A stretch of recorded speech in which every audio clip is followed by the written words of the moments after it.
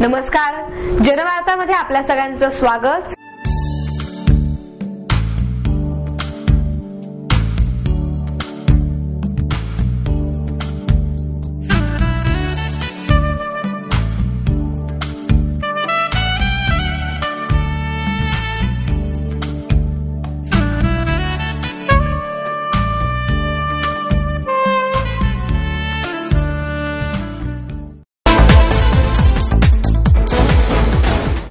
पुणे महापालिका निवडणुकीच्या पार्श्वभूमीवर पुण्यात प्रथमच मनसेचे अध्यक्ष राज ठाकरे यांनी काढलेल्या रॅलीला तरुणाईसह नागरिकांचा न भूतो न भविष्यती प्रतिसाद मिळाला। महापालिका निवडणुकीसाठी मनसेच्या प्रचारार्थ पुण्यात होणाऱ्या राज ठाकरे यांच्या एकमेव सभेला प्रशासनाने परवानगी नाकारली आहे। परवानगी न मिळाल्यासही 11 तारखेला ही सभा घेतली जाईल असा इशारा मनसेचे बाळा शेडगे यांनी दिला। या सर्व घडामोडीच्या पार्श्वभूमीवर बुधवारी राज ठाकरे यांचे पुण्यात आगमन झाले। प्रचाराला नारळ फोडण्याआधी सर्वप्रथम त्यांनी पुण्याच्या मानाचा पहिला गणपती म्हणजेच कसबा गणपतीचे सपत्नीक दर्शन घेतले। त्यानंतर मनसेच्या प्रचारासाठी आयोजित करण्यात आलेल्या रोड शोला सकाळी 9:30 वाजता शनिवार वाडा येथून सुरुवात झाली। शनिवार वाड्याचा संपूर्ण परिसर तरुण तरुणींच्या घोळक्यांनी गजबजून गेला होता। राज ठाकरे यांच्या करिश्म्यामुळे त्यांनी पुणेकरांना आपल्या इथल्या रॅलीकडे अक्षरशः आकर्षून घेतले होते। शनिवार वाड्यापासून निघालेली ही रॅली काकासाहेब गाडगे पुतळ्याकडून सूर्य हॉस्पिटल सातोटी चौकामार्गे प्रबोधनकार ठाकरे चौकाकडे आली। या ठिकाणी हजारो नागरिक राज ठाकरे यांना याची देही याची डोळा बघण्यासाठी अफाट संख्येने जमले होते। यानंतर संत कबीर चौकातून ही रॅली लक्ष्मी रस्त्याने शिवाजी रस्ता रामेश्वर चौक मार्गे स्वारगेट चौकात प्रचंड जनसमुदायाच्या उत्स्फूर्त प्रतिसादाने संपली। केवळ स्वतःचेच कार्यकर्ते घेऊन गर्दी करणाऱ्यांना राज ठाकरे यांच्या या रोड शोला नागरिकांनी केलेल्या अलोट गर्दीमुळे जणू काही जागते रहो असाच इशारा मिळाला आहे। महापालिका निवडणूक लढवत असलेले प्रभाग क्रमांक 26 मधील काँग्रेसचे उमेदवार दीपक मानकर यांनी प्रचारासाठी केळेवाडी परिसर अक्षरशः पिंजून काढला। यावेळी मानकरांसह त्यांच्याबरोबर याच प्रभागातील महिला उमेदवार अश्विनी जाधव आणि अनेक कार्यकर्ते या पदयात्रेत सहभागी झाले होते। केळेवाडी येथील छोट्या छोट्या बोळांमध्ये फिरून मानकर सर्व घरातील नागरिकांना अभिवादन करत होते। प्रत्येक घराघरातून महिला आणि गृहिणी त्यांचे आदरपूर्वक औक्षण करीत त्यांच्याबद्दल असलेली आपुलकी दर्शवित होत्या। परिसरातील अनेक व्यावसायिकांच्या भेटी सुद्धा मानकर यांनी घेतल्या आणि त्यांच्यासह अश्विनी जाधव यांनाही भरघोस मतांनी निवडून द्यावे असे आवाहन केले।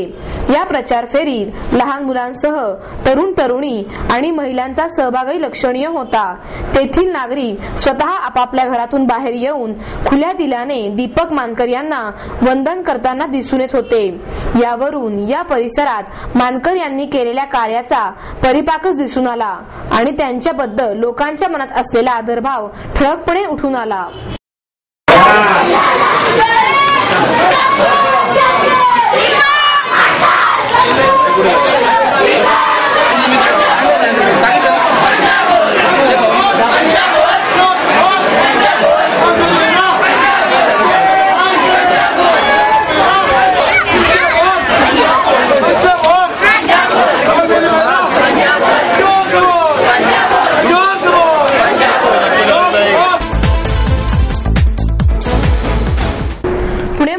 निवडणुकीत राष्ट्रवादीला स्पष्ट बहुमत दिले तर येत्या 5 वर्षात मेट्रो उभी करण्याची माझ्यात धमक आहे असा दावा उपमुख्यमंत्री अजित पवार यांनी केला।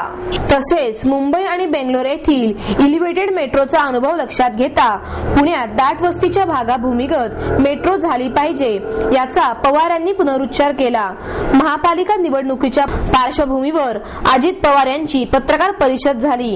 यावेळी राष्ट्रवादीच्या शहराध्यक्षा ॲडव्होकेट वंदना चव्हाण, आमदार अनिल भोसले, बापू पठारे उपस्थित होते।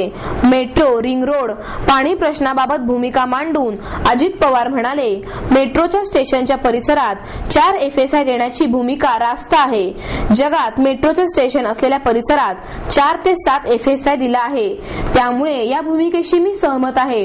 पुण्यात राष्ट्रवादीने 152 उमेदवार उभे केले आहेत। एका ठिकाणी AB फॉर्म देता आला नाही, त्यामुळे एकाला पुरस्कार पुरस्कृत केले आहे. काही ठिकाणी नाराजीतून बंडखोरी झाली आहे. त्यातील काहींना पक्षाच्या अधिकृत उमेदवाराचे काम करण्याचे कबूल केले आहे. खडकवासला विधानसभा निवडणुकीत आम्ही काही बंडखोरांना थांबवण्याचा प्रयत्न केला, तेव्हा आम्हाला फटका बसला. त्यावेळी बंडखोरांना बसविले नसते तर हर्षदा वांजळे निवडून आल्या असत्या. कधी कधी बंडखोरांना मोकळे सोडणे फायद्याचे ठरते. इलेक्टिव्ह मेरिट पाहून उमेदवारी दिली आहे. शेवटी बहुमताचा आकडा महत्वाचा आहे असे पवार यांनी सांगितले. शिवाजी पार्क मिळाले नाही तर रस्त्यावर सभा घेईल असं वक्तव्य मनसेचे अध्यक्ष राज ठाकरे यांनी केले. त्याबाबत विचारता अजित पवार म्हणाले, मी न्यायालयाचा आदर करतो, पण लोकशाहीत निवडणुकीच्या काळात सर्व पक्षांना मते आणि भूमिका मांडण्याचा अधिकार आहे. जाहीर सभांसाठी मैदाने मिळाली पाहिजेत. त्याबाबत गांभीर्याने विचार करण्याची आवश्यकता आहे, पण याचे राजकारण करू नये. राज्य निवडणूक आयोगाला याबाबत पत्र पाठवून विनंती करणार आहे. शिवाजी पार्क जाहीर सभेसाठी सर्व पक्षांना किमान 1 दिवस द्यायला काय हरकत आहे, असा प्रतिप्रश्नही पवार यांनी केला.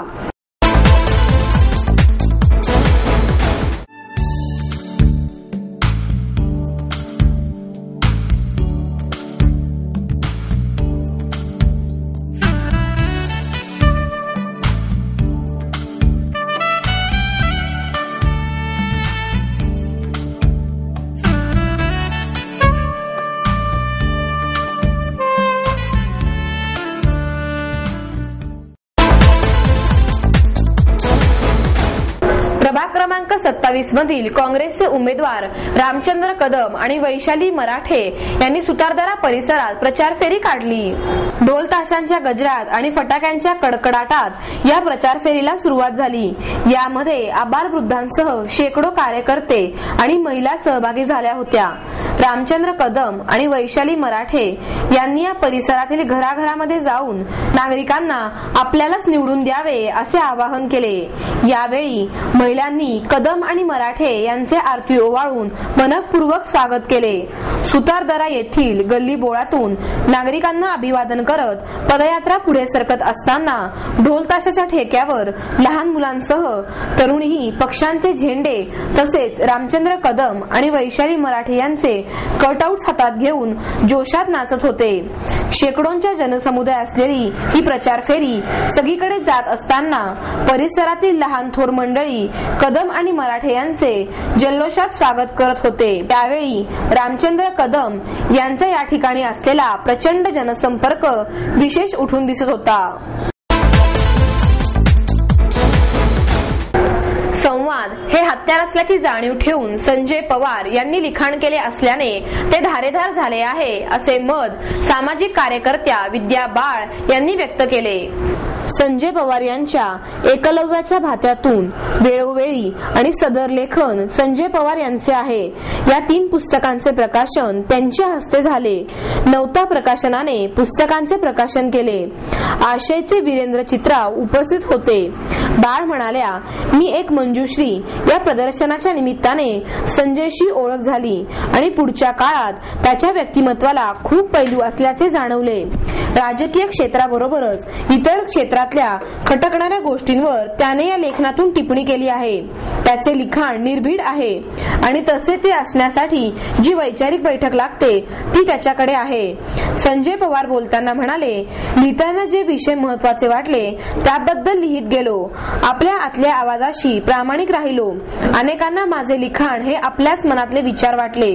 कुणाची खोडी काढण्यापेक्षा एखादी दुसरी नस पकडावी अशा पद्धतीने लिहित गेल्याने ज्यांच्यावर टीका केली आहे तेही दुखावले गेले नाहीत असेही त्यांनी सांगितले.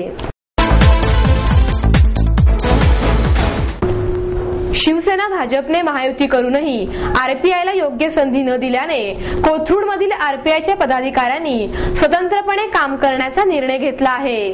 भाजपाला जागा सुटली असतानाही प्रभाग क्रमांक 27 किष्किंधा नगर शिवतीर्थ नगर मधून शिवसेनेचे उमेदवार उभे आहेत.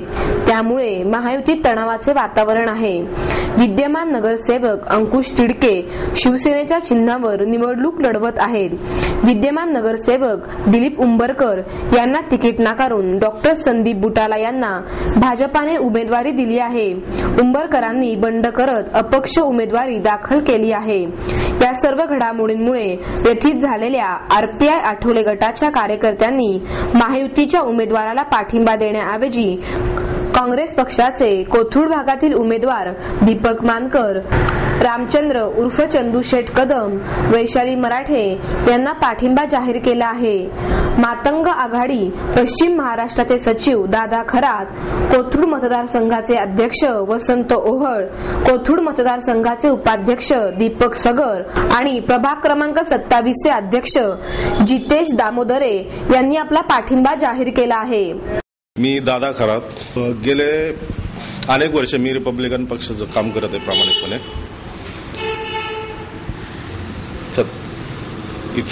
सेना भाजपबरोबर आरपीआय युती झालेली आहे. कोथरूड मधून आम्ही चांगल्या प्रकारे काम केलेलं आहे रिपब्लिकन पक्षाचं. परंतु कोथरूडमध्ये एकही जागा रिपब्लिकन पक्षाला न सुटल्यामुळे आणि येथील नागरिकांचे स्थानिक प्रश्न, आमचे कार्यकर्ते यांना कुठंतरी एक न्याय मिळावा किंवा जे कार्यकर्ते आमच्यावरती विश्वास ठेवून काम करतायत की ते संभ्रम असतं ते नक्की काय करायचं. आपल्याला एकही जागा नाही. प्रत्येक वेळेस आपण इतर पक्षाचंच हे करत आलोय. तर ठीक आहे, कार्यकर्त्यांना न्याय देण्यासाठी आम्ही स्थानिक लेवलला पक्षाचं कुठलंही नाही करता वैयक्तिक आमच्या कोथरूडमधून काँग्रेसचे जेवढे पदाधिकारी असतील त्यांना आम्ही वैयक्तिक पाठिंबा देत आहोत. यामध्ये पक्षाच्या विरोधात जाण्याची आमची कुठलीही भूमिका नाही. काँग्रेसचे अधिकृत उमेदवार म्हणजेच कोथरूड परिसरातील जे काय आहेत काँग्रेसचे उमेदवार त्यातून अधिकृत प्रभाग क्रमांक 27 असतील चंदूशेठ कदम, 26 मधून दीपक मानकर असतील, वरिष्ठ उपाध्यक्ष पुणे शहर, आणि जे काय कोथरूडमधून उमेदवार उभे आहेत मराठी ताई असतील म्हणजे प्रभागातच आहेत काँग्रेसचे अधिकृत, त्यांना आम्ही वैयक्तिक पाठिंबा देत आहोत. मी वसंत ओहाळ, कोथरूड मतदारसंघाचा अध्यक्ष. गेली मी 12 वर्ष झालं या पक्षामध्ये कार्यरत आहे. पहिला मी ज्यावेळेस मी आरपीआयमध्ये आलो त्यावेळेस मला शिवाजीनगर मतदारसंघाचं अध्यक्षपद देण्यात आलं. त्यानंतर कोथरूड मतदारसंघ हा म्हणजे विभागल्या गेला आणि नंतर कोथरूड मतदारसंघाचं अध्यक्षपद हे देण्यात आलं.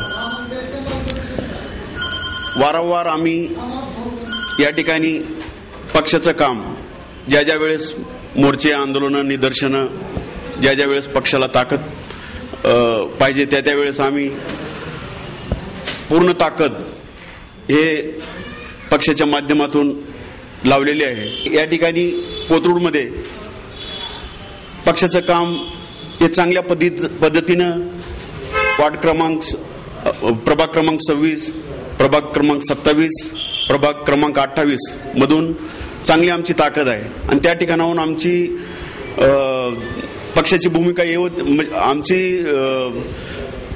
पक्षाची भूमिका ही होती की त्या ठिकाणाहून एकतरी तिकीट आम्हाला सुटावं. परंतु त्या ठिकाणाहून न सुटल्यामुळे सर्व कार्यकर्ते सैरभैर झालेले आहेत. म्हणून आम्ही स्थानिक लेवलवर असा विचार सर्व कार्यकर्त्यांनी केलेला आहे की पूर्ण कोथरूडमधून आपण जर समजा आय काँग्रेसला जर पाठिंबा दिला वैयक्तिक तर हा निर्णय योग्यच राहील. मी दीपक सगर गेली 7 ते 8 वर्ष रिपब्लिकन पार्टी ऑफ इंडिया या कोथरूड मतदारसंघाच्या उपाध्यक्षपदी काम करतो. गेली 7 ते 8 वर्ष काम करत असताना मी पक्षाच्या माध्यमातून बराच कोथरूडमध्ये काम करत आलेलो आहोत. परंतु आत्ताच्या या सध्याच्या नॉर्मल परिस्थितीमध्ये अशी दुविधा मनस्थिती झालेली आहे की करावं काय, नेमकं करावं काय. आता आमची सेना भाजप बरोबर येतोय आणि आम्ही त्यांच्या बरोबर होतोय, पण आमच्या अस्तित्वाची कुठेही जाण राखण्यात आलेली नाही किंवा आमच्या समाजाला कुठेही प्रतिनिधित्व करण्याची संधी देण्यात आलेली नाही. त्यामुळे आम्ही प्रचंड नाराज आहोत, आमचे कार्यकर्ते नाराज आहेत.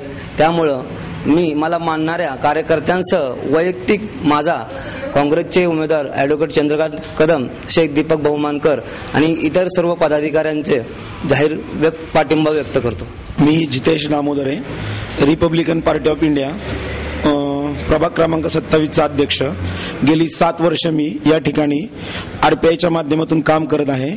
परंतु आम्हाला या ठिकाणी वेळोवेळी पक्षाने कोणतीही दखल न घेता प्रत्येक वेळी आमच्या सामान्य कार्यकर्त्यावरती स्थानिक पातळीवर अन्याय झालेला आहे. त्यामुळे आम्ही, माझे सहकारी व माझ्याबरोबर काम करणारे कार्यकर्ते, आम्ही सर्वांनी विचारविनिमय करून प्रभाग क्रमांक 27 मधून ॲडव्होकेट रामचंद्र उर्फ चंदूशेठ कदम व वैशालीताई मराठे यांना जाहीर पाठिंबा व्यक्त करतो.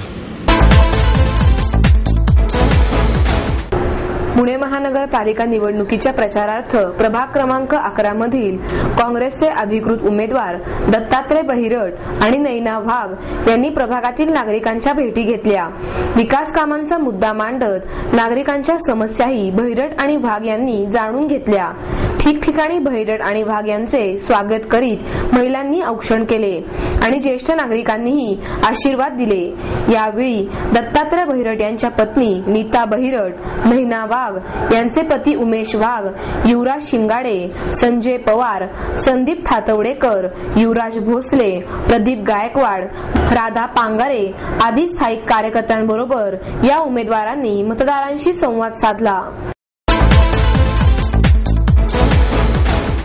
पुणे महानगरपालिकांच्या प्रचारार्थ प्रभाग क्रमांक 50 मधील काँग्रेसचे अधिकृत उमेदवार राघवेंद्र दीपक मानकर यांनी घरोघरी जाऊन मतदारांशी संवाद साधला. स्थानिक कार्यकर्त्यांना बरोबर घेऊन मानकर यांनी प्रभागातील नागरिकांच्या भेटी घेण्यावर भर दिला. सोसायट्यांमधील नागरिकांनी हसतमुखाने स्वागत केले. स्त्री पुरुष ज्येष्ठ नागरिक यांनी राघवेंद्र मानकर यांना आशीर्वाद आणि शुभेच्छा दिल्या. मुकेश गुरनानी, युवराज पायगुडे, हुसेन पासरकर, विशाल निंबाळकर, स्वप्नील पायगुडे आदी कार्यकर्त्यांबरोबर माडेवानी कॉलनी आणि खजिना विहीर परिसरात त्यांनी प्रचार केला. पुणे महानगरपालिका निवडणुकी प्रचारार्थ प्रभाग क्रमांक 25 मधील अपक्ष उमेदवार दयानंद इरकल यांनी प्रभागातील नागरिकांच्या भेटी घेतल्या. दयानंद इरकल हे राष्ट्रवादीकडून इच्छुक उमेदवार होते, पण उमेदवारी न मिळाल्याने इरकल यांनी राष्ट्रवादीशी बंडखोरी करत अपक्ष उमेदवारी लढविण्याचे ठरवले आणि त्यांना नारळ हे चिन्ह मिळाले आणि त्यांनी प्रचाराला सुरुवात केली. पुणे महानगरपालिका निवडणूक प्रचारार्थ प्रभाग क्रमांक 11 मधील मनसेचे अधिकृत उमेदवार चारुशिला कांबळे आणि मेहबूब खान यांनी नागरिकांच्या भेटी घेतल्या. स्थानिक कार्यकर्ते आणि महिला कार्यकर्त्यांबरोबर घरोघरी जाऊन मतदारांशी संवाद साधला. 5 Pandav society, PMC colony, Vadarwadi आदी भागातील नागरिकांना मनसेचे उमेदवारांनी भेटी दिल्या. पालिका निवडणूक प्रचारार्थ प्रभाग क्रमांक 11 मधील शिवसेनेचे अधिकृत उमेदवार विलास काळे आणि भाजपाच्या राजेश्री माने यांनी घरोघरी जाऊन नागरिकांच्या भेटी घेतल्या. स्थानिक कार्यकर्त्यांबरोबर जनवाडी नीलज्योती परिसरात या युतीच्या उमेदवारांनी मतदारांशी संवाद साधला.